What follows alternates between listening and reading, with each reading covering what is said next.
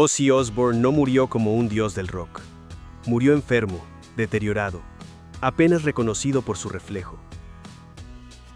Detrás del mito, quedaba un hombre quebrado, confundido, atrapado en un cuerpo que ya no respondía.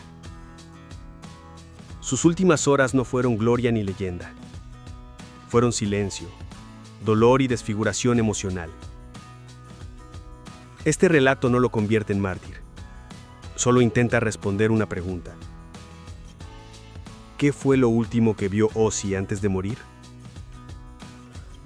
El espejo había estado allí siempre. Fiel, inmóvil, paciente. Frente a él, Ozzy Osbourne se sostuvo como pudo, encorvado por los años, la enfermedad y los recuerdos. Lo que devolvía aquel reflejo no era solo un rostro marchito, era una vida entera hecha fragmento. La habitación permanecía en penumbra, apenas iluminada por una lámpara amarilla. Afuera el mundo seguía girando, pero adentro, todo se detenía. El silencio lo ocupaba todo, denso, profundo, casi sagrado. Ya no había música, ni aplausos, ni gritos. Solo quedaba Ozzy y el espejo. Respiraba con dificultad, como si cada aliento fuera arrancado al tiempo.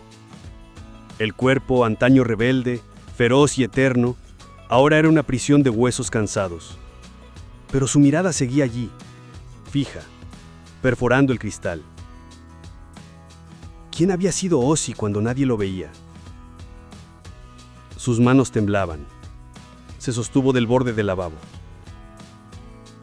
El espejo estaba ligeramente astillado en una esquina, y esa grieta parecía dividir su rostro en dos mitades, el mito y el hombre. ¿Era ese el mismo ser que había desafiado al mundo desde un escenario? ¿Ese que había gritado su locura ante multitudes extasiadas? Por un segundo, creyó ver algo más en el reflejo, una imagen fugaz. Él, joven, exaltado, en pleno concierto, el rostro cubierto de sudor, los ojos incendiados. Tal vez un recuerdo, tal vez un delirio, o tal vez el espejo también tenía memoria. Ese momento no fue solo un vistazo, fue un ritual. El cuerpo parecía querer despedirse, y el alma prepararse. Cada arruga en su rostro, cada sombra bajo sus ojos hablaba de excesos, de giras interminables, de noches perdidas y amores ausentes. Cada silencio vivido se resumía en ese instante frente al vidrio. No se oía más que su respiración entrecortada y un zumbido leve, casi musical. No era un acorde, pero lo parecía. Un eco interno, como si el escenario del alma aún quisiera ofrecer una última nota.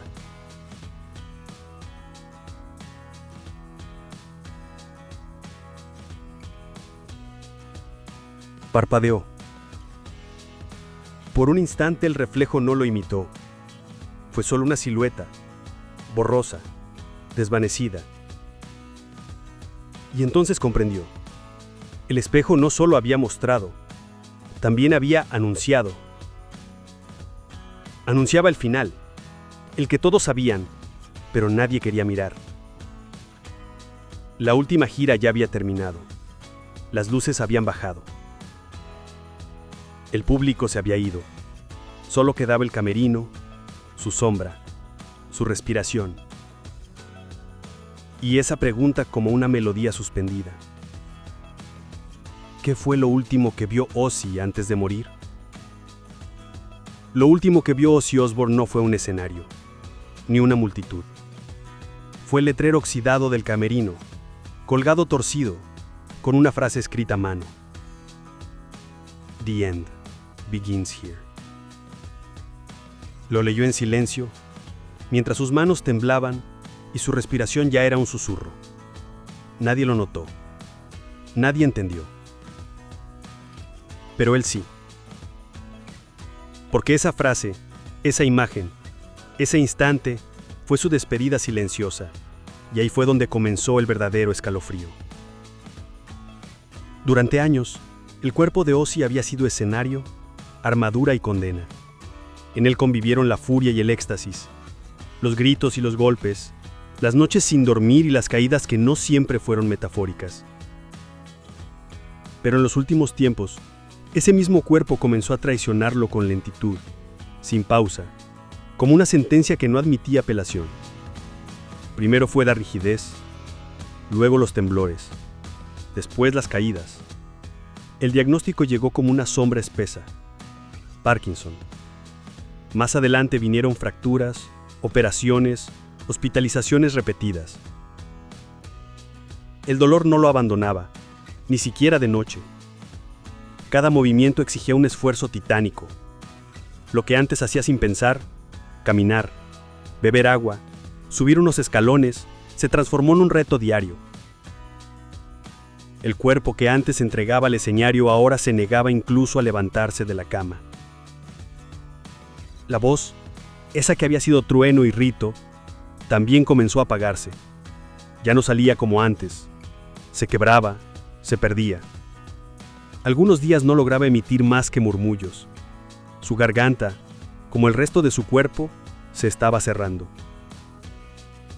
Y sin embargo había en sus ojos un residuo de lucha. No se rendía fácilmente.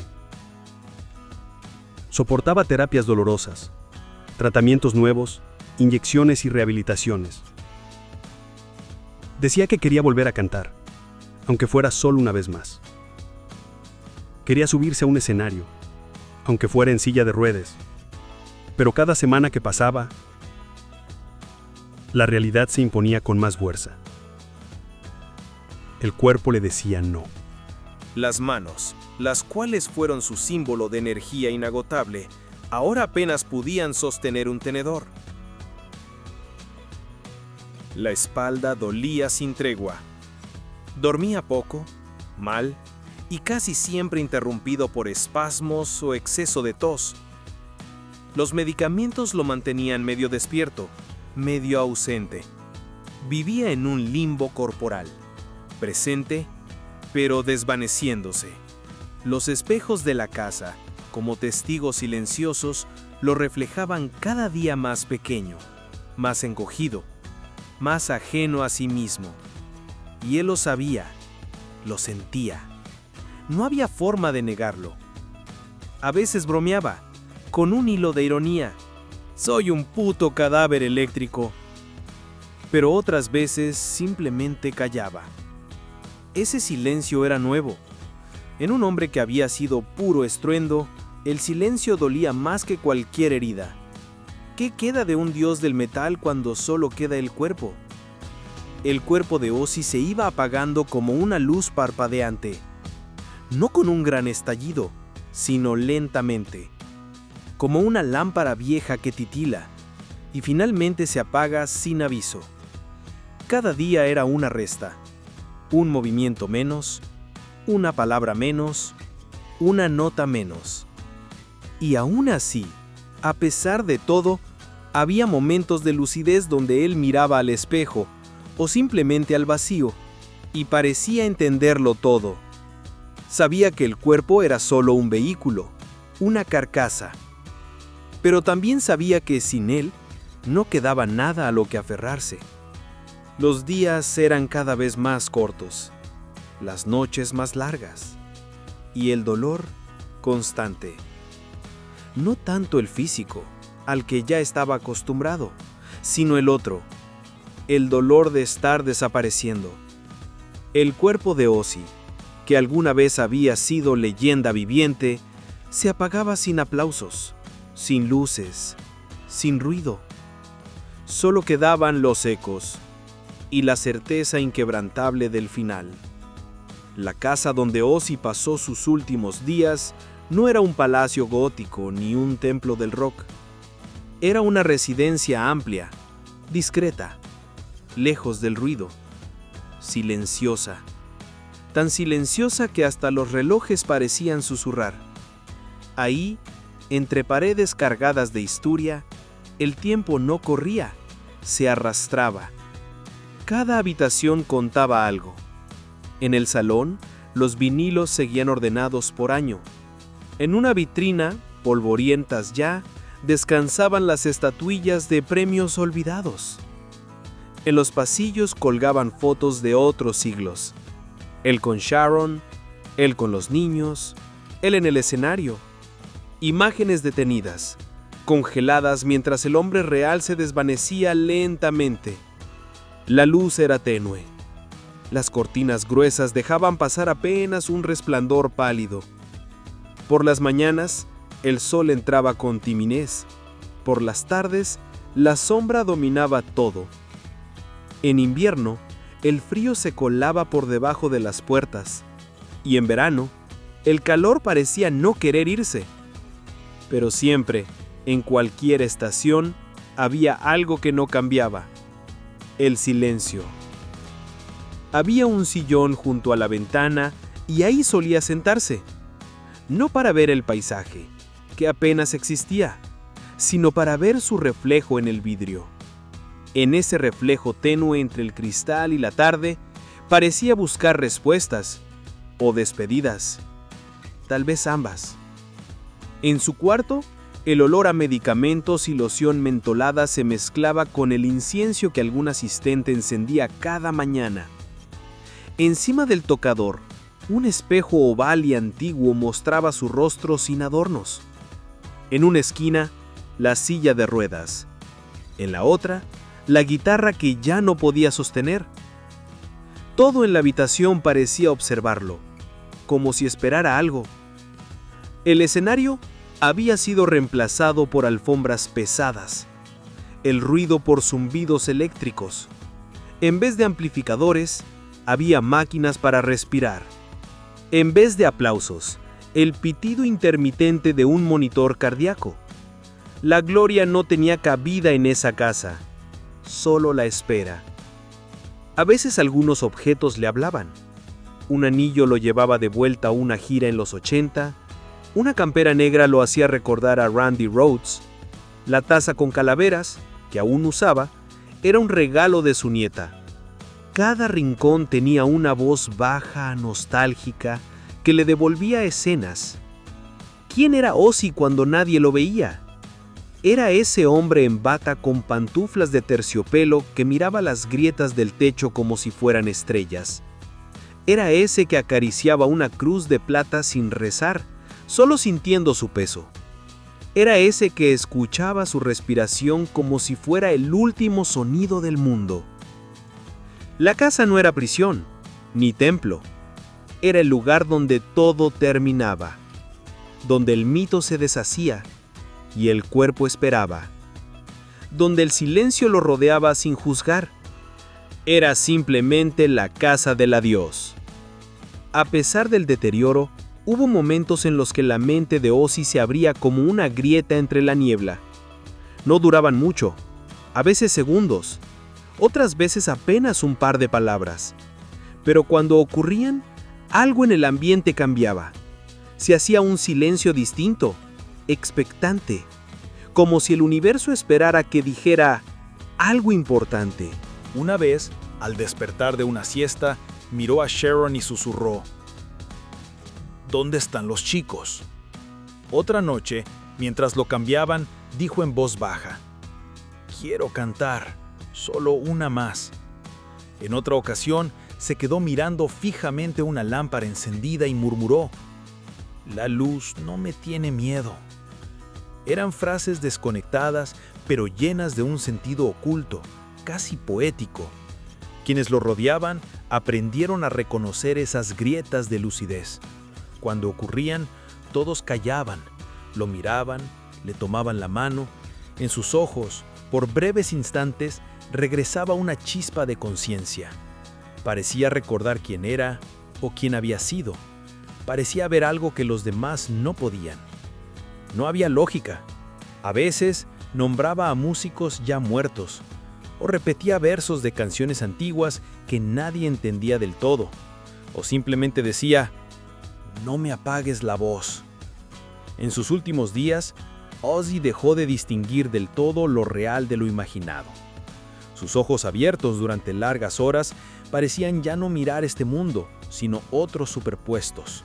Mundos internos, memorias distorsionadas, escenas repetidas que se mezclaban con figuras nuevas y absurdas, como si el telón entre los recuerdos y los sueños se hubiese rasgado. Veía luces de escenario en el techo. A veces el ventilador parecía un juego de luces giratorias como los de los viejos conciertos. Otras veces veía personas que no estaban ahí. Un bajista muerto hace décadas, su madre sentada en una esquina, Randy Rhoads afinando una guitarra invisible. Nadie hablaba, pero todos lo miraban. En medio del delirio, levantaba una mano como si saludara a una multitud. Murmuraba letras que no existían o gritaba nombres sin rostro. Algunos lo tomaban por confusión, otros por miedo, pero había algo sereno en sus visiones. No parecía sufrir, más bien flotaba entre ellas. Una noche dijo que estaba en la gira final, que pronto llegaría el bus de vuelta. Preguntó si ya habían vendido todas las entradas. Luego se quedó mirando la puerta, esperando que alguien entrara, durante horas. El espejo volvió a jugar su papel. A veces se quedaba observándolo con intensidad. Decía que en él no solo se veía a sí mismo, sino a todos los que fui. Una madrugada se acercó y dijo al reflejo: «Lo hicimos bien, ¿no?».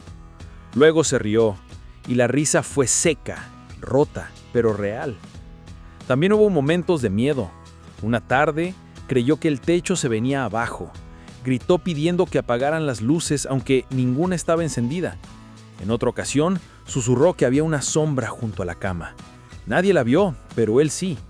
Dijo que lo esperaba desde hacía tiempo. En sus visiones, todo tenía una lógica que escapaba al resto. Decía ver escenarios ardiendo, multitudes que coreaban canciones que aún no había escrito. Vio un tren negro atravesar su habitación. Dijo que era el Crazy Train, al fin regresando por él. Lo miraba con una mezcla de asombro y resignación. A veces hablaba con alguien en voz baja. Sonreía o se enojaba, discutía con un entrevistador invisible, daba órdenes a un sonidista inexistente. Su mente seguía operando como si el mundo del espectáculo no hubiera terminado, como si aún estuviera en gira. Y entre esas visiones había una constante: el escenario. Nunca dejó de verlo. A veces estaba vacío, otras veces lleno, pero siempre ahí, y él parado frente a él como si aún esperara su entrada.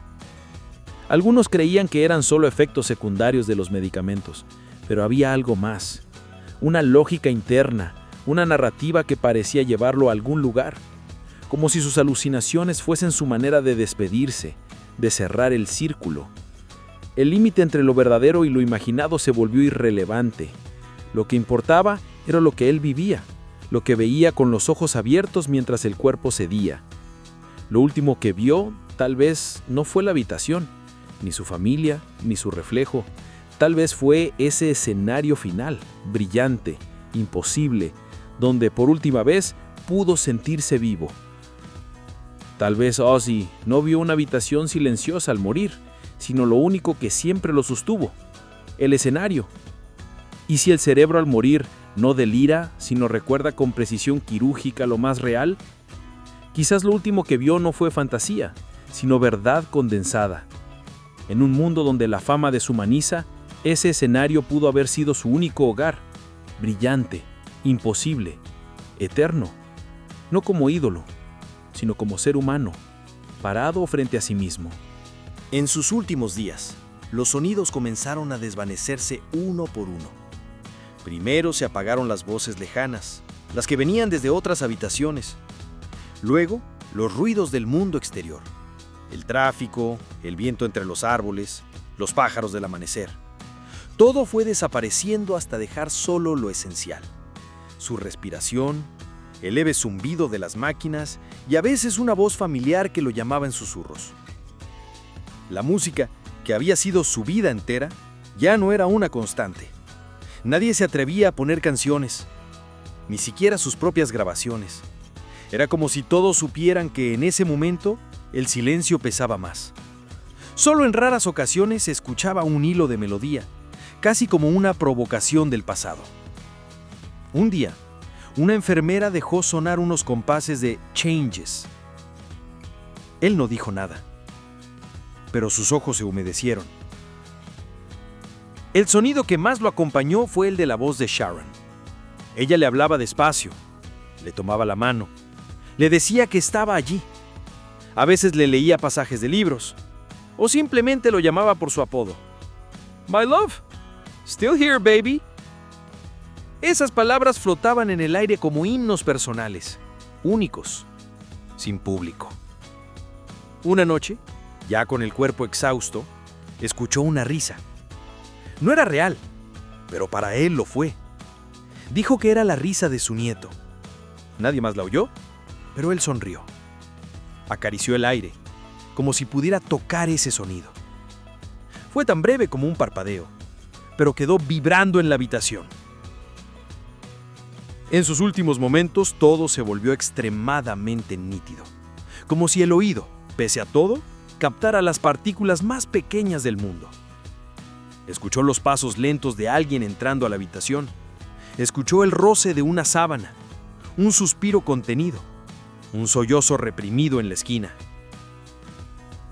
No hubo grandes discursos. Nadie gritó su nombre. Nadie pidió que resistiera. Solo hubo silencio. Y dentro de él, un último sonido. Algunos dijeron que murmuró algo antes de partir. Otros afirmaron que se quedó escuchando atentamente, como si esperara una señal. Lo cierto es que en ese instante final, su rostro mostró una expresión de descanso, como si hubiese escuchado justo lo que necesitaba. Quizás fue una nota lejana, el acorde perfecto que su alma perseguía desde joven, o la voz de alguien que ya no estaba en este mundo, o simplemente el susurro de la nada, el eco de su propio silencio. Y así, como en el final de una canción eterna, el último sonido desapareció. Sin ruido, sin aplausos, solo esa vibración íntima que nadie más oyó. Pero antes de llegar a su final, lo último que vieron de él, y lo que él pudo haber visto, fueron las imágenes que salieron al mundo antes de su despedida. En ellas, Ozzy aparecía encorvado en una silla de ruedas, el rostro pálido, los ojos casi cerrados, como si no mirara nada, o como si ya estuviera viendo otra cosa. No se trataba solo de un cuerpo deteriorado, se trataba de una mirada, esa mirada, la que parecía atravesar el lente de la cámara para irse lejos, hacia otro plano. Quienes compartieron esas fotos creyeron estar mostrando la verdad, el estado real de una leyenda del rock. Pero no entendieron lo esencial. Esas imágenes no eran para nosotros. Eran el último registro público de un hombre que ya no estaba del todo aquí. Un hombre que quizás ya estaba viendo su propio final desde dentro. La silla de ruedas no era solo un símbolo de su decadencia física. Era su último escenario. Un escenario sin luces, sin multitudes, sin distorsión de guitarra. Y sin embargo, tenía público. Miles de ojos anónimos, consumidores de fotos virales, que lo miraban como se observa un accidente o un mito colapsando. Pero ¿y él? ¿Qué veía él en ese momento? No hay certeza.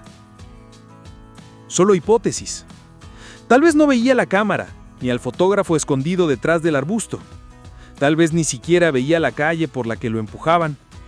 Tal vez su visión ya estaba completamente replegada hacia adentro, cerrada, o por el contrario, abierta a dimensiones que no vemos. Es posible que ya no estuviera viendo el mundo como lo vemos los demás. Quizás en esa misma escena robada, él estaba viendo el estadio de Birmingham en llamas, el telón cayendo, la ovación eterna. No era delirio, era visión. A veces, cuando alguien está muy cerca del final, sus ojos no miran hacia adelante, sino hacia atrás, hacia adentro, hacia el lugar donde se guarda todo lo vivido. Tal vez lo último que Ozzy vio no fue su reflejo, ni la casa, ni la silla, sino una multitud que solo él podía ver. Un escenario donde todos sus momentos se superponían. El primer show, la primera nota, el último riff. La cámara que lo fotografió creyó capturar decadencia, pero lo que captó fue tránsito, ese instante ambiguo donde el cuerpo aún está aquí, pero la conciencia ya ha partido. La imagen se volvió viral, como tantas otras, pero pocos supieron verla como debía verse, no como una evidencia de ruina, sino como un testimonio de despedida. Es probable que no recordara con precisión el nombre del fotógrafo, pero puede que sí haya sentido esa sensación de ser observado una vez más, esa vieja intuición de estar en escena, y entonces, por reflejo, por instinto o por puro hábito, haya levantado la cabeza, haya intentado abrir bien los ojos, quizá no para posar, sino para fijar en la retina una última imagen. Y si lo último que Ozzy vio fue el cielo abierto sobre su cabeza, filtrado entre las hojas como una gran pantalla encendida, y si ese pequeño recorte del mundo, capturado sin su permiso, fue también su último acto de presencia. A veces lo que más asusta no es que los ídolos mueran, sino que mueran viéndonos, viendo en qué nos hemos convertido, viendo el circo del morbo, la necesidad de ver hasta el fondo de su caída. Y sin embargo, Ozzy no cerró los ojos, no se escondió, salió, respiró, se dejó ver. Consciente o no, ofreció su imagen una última vez. Y ahí estaba su mirada, lejana, desbordada, medio ausente, medio presente. Una mirada que ya no era para nosotros, sino para él mismo. Una mirada final, dirigida hacia algo que solo él entendía. Quizá ese fue el verdadero último concierto. Esa caminata breve bajo el cielo, esa cámara traicionera, esa silla que lo sostenía sin juicio.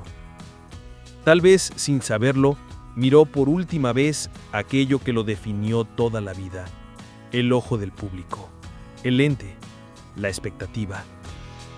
Y esta vez no necesitó decir nada, solo mirar y luego desaparecer. El cuerpo de Ozzy hablaba todos los días del dolor físico. Lo decía al moverse, al respirar, al callar. Pero había otro dolor, más hondo, más invisible, que nunca puso en palabras. Un dolor que no gritó ni en el escenario ni en entrevistas. Un dolor que se quedó guardado incluso cuando ya no tenía fuerza para sostenerse. No fue la enfermedad lo que más lo derrumbó, fue el olvido que la rodeó. La sensación de ser necesario solo mientras era útil, solo mientras generaba ruido, discos, escándalo. Una fama tan brutal como fugaz que lo elevó con fuerza y luego con la misma violencia lo dejó caer. El mundo que alguna vez lo idolatró, ahora apenas recordaba por qué lo había amado tanto. Él lo notaba, en los mensajes que llegaban menos, en los homenajes tardíos, en la manera en que los más jóvenes lo mencionaban como una figura lejana, casi caricaturesca. Había días en que parecía aceptar todo con ironía. Otros simplemente no hablaba. Se pasaba horas en silencio, mirando por la ventana o al techo. No dormía mucho, pero tampoco soñaba. Había cruzado ese punto donde el insomnio ya no era ansiedad, sino rutina. En esos momentos parecía no necesitar compañía, ni consuelo.